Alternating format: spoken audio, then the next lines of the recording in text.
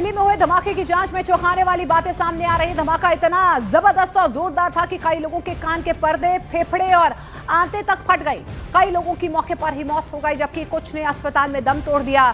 Doctors के मुताबिक कई लोगों को धमाके के झटके से दीवार या जमीन से उन्हें टक्कर लगी है, जिससे सिर और छाती पर गहरी चोटें आई हैं। फोरेंसिक टीम को किसी पारंपरिक बम के निशान नहीं मिले हैं, यानी कि इसमें कोई नया या बदला हुआ विस्फोटक इस्तेमाल हुआ हो सकता है। अभी तक ये जांच का विषय है। जांच एजेंसियां अब ये पता लगाने की कोशिश कर रही हैं कि विस्फोटक कहां से आया और किसने इसे तैयार किया।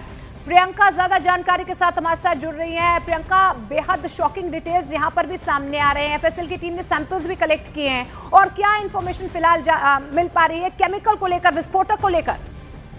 आप देखिए, ये जो जानकारी अभी दर्शकों से हम साझा कर रहे हैं, ये पीएम रिपोर्ट में जो कुछ खुलासे हुए हैं उससे समझ आ रहा है, जिसमें ये बताया जा रहा है कि जो चोट है वो कैसे, किस तरीके से, किस इंटेंसिटी में लगी है।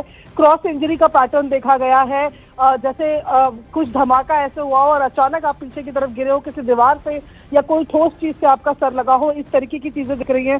कई शवों में हड्डियां जो है वो टूटने की बात आ रही है।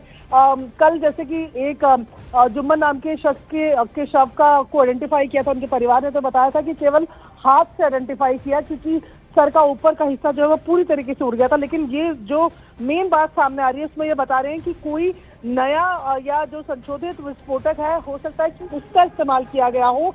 और ये जो है उसी के लिए हम लगातार कह रहे हैं कि एफएसएल की जो टीम है वो लगातार जो रिसर्च वहां पर कर रही है, बार बार वहां पर सैंपल्स उठा रही है।